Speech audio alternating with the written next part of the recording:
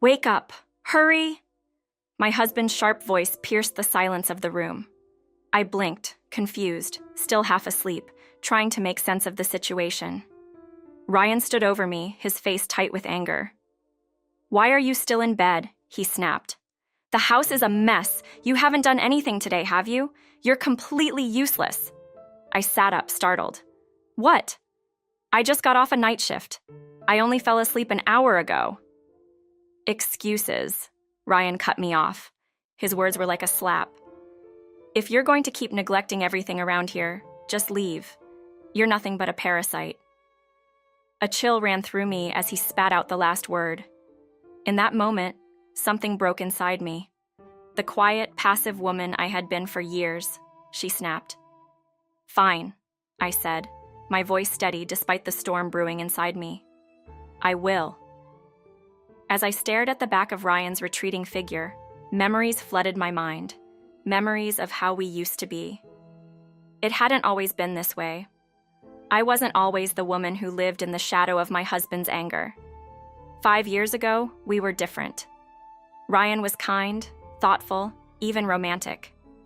We met at a mixer, and from the moment he introduced himself, I was drawn to him. He was charming, successful, and full of life. Ryan worked for a major company, and I thought he was everything I had ever wanted. His looks didn't hurt either, tall with a smile that could make anyone's heart skip a beat. We fell in love quickly. He was attentive, always showing up with flowers or planning small surprises that made me feel special. I remember thinking I was so lucky. Within a year of dating, he proposed. I said yes without a second thought. After all, I was 29 at the time, and I had always wanted to be married by 30. It seemed like fate was on my side. The wedding was beautiful. Everything went perfectly. Both our families were happy, and Ryan and I started our married life together on a high note. We moved into a cozy house in a nice neighborhood. I felt like I was living in a dream. In the beginning, everything was fine. I continued working as a nurse, balancing my shifts with household chores, while Ryan was busy with his job. I didn't mind doing the cooking and cleaning. After all, he worked hard, and I wanted to support him. He always appreciated my efforts, or at least he used to. "Your cooking is the best," he'd say, kissing me on the cheek after a meal. "Thanks for packing my lunch. I really appreciate it." Those little words of gratitude were enough to keep me going, even when I was exhausted from my shifts at the hospital. But soon, those words grew fewer and farther between. The first year passed in a blur of routine and small, happy moments. But as time went on, things started to change. Ryan stopped helping around the house altogether. Not that he had ever been particularly active in chores, but in the beginning, he'd at least try. He would help with the dishes or vacuum the floor once in a while. But by the second year, it was clear. Everything had fallen on me. He never cooked. Laundry was something he didn't even seem to know existed. And when it came to cleaning, it only happened if the mess became too unbearable. I was left to handle it all. And on top of that, my demanding night shifts at the hospital. Still, I convinced myself it was just a phase.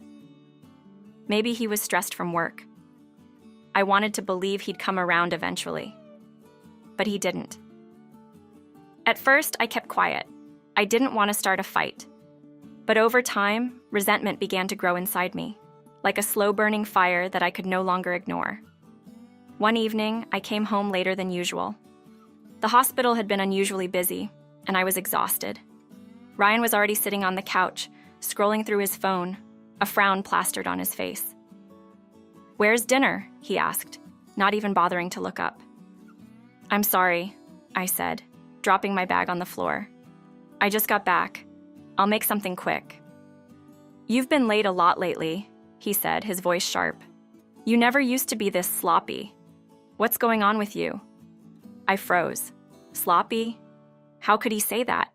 I was doing everything I could to keep the house running, to keep us afloat. My income from the hospital was essential, especially since Ryan's salary had been slipping. But I bit my tongue, telling myself it wasn't worth the argument. "I'm doing my best," I whispered, heading to the kitchen to start dinner. Ryan's attitude continued to worsen over the next few months. He was constantly irritable, snapping at me over the smallest things. I tried to brush it off at first, telling myself he was under pressure at work. But then, something strange started happening. He began coming home earlier than usual, something that had never happened before. He had always worked late into the evenings, but suddenly he was home by 6, even 5 sometimes. But instead of being happy to see me, he seemed even more on edge. He'd come through the door, barely say a word, and head straight to the couch. Zrenia, telefon v ruke. Why are you home so early? I asked him one evening, trying to keep the conversation light. Why? Is it a problem for you if I come home early? His response was defensive, cold. No, of course not, I stammered. I was just surprised. He didn't respond, just continued scrolling through his phone, his face expressionless. Something felt off. Ryan was home more, but emotionally, he was more distant than ever. His irritability didn't make sense. He had less work, yet he seemed more stressed. And then, the complaints started. Why is it always fish for dinner? I want meat. Do you ever plan ahead? It's like you don't even care anymore. I tried to be patient, tried to keep things normal, but every day, the tension between us grew thicker, heavier, until it felt like it was suffocating me. I began to notice small changes in his behavior, changes that sent my mind racing. He was constantly on his phone, smiling to himself at random moments. But when I approached him, the smile would vanish, and he'd quickly hide his screen, pretending like nothing had happened. What are you doing? I asked him once, trying to sound casual. None of your business, he muttered, standing up and walking away. One night, after returning from a long shift, I decided to clean up the bathroom. It was trash day the next morning, and I wanted to make sure everything was tidy before heading to bed. I started cleaning the drain in the shower when something strange caught my eye, a strand of long hair tangled in the drain. I froze. The hair was light brown, not black like mine or Ryan's. A chill ran down my spine. We didn't have visitors. My mother-in-law and my own mother both had dark hair. There was no logical explanation for this. Unless Ryan had brought someone else into our home. I dropped the hair into the trash, my mind racing. Could it be possible? Was he seeing someone else? My heart pounded in my chest as I tried to shake off the thought. But the nagging suspicion refused to go away. I couldn't sleep that night. My mind was buzzing with anxiety, replaying the strange moments from the past few months, the early returns from work, the secretive smiles, the sudden irritability. I needed answers, and I was going to find them. The next morning, I did something I never thought I'd do. I hired a private investigator. It felt surreal, like something out of a bad TV drama. But I had no other choice. If Ryan was cheating on me, I needed to know. I needed proof. And so, I waited. The days dragged on, each one heavier than the last. I went through the motions at work, but my mind was always elsewhere, wondering what the investigator would find. A week later, the call came. My heart pounded as I met the investigator at a small cafe, my hands trembling as I reached for the envelope he handed me. "Are you ready for this?" he asked, his voice calm but serious. I nodded, unable to speak. Inside the envelope was a series of photos of Ryan with another woman, a young woman. They were laughing together, holding hands, walking into places that weren't meant for just friends. And then, there was the final blow, a photo of them together, inside our home. My stomach turned. There was no denying it now. Ryan had betrayed me in the worst possible way. The man I had loved, the man I had trusted for 5 years, had brought another woman into our home, into our bed.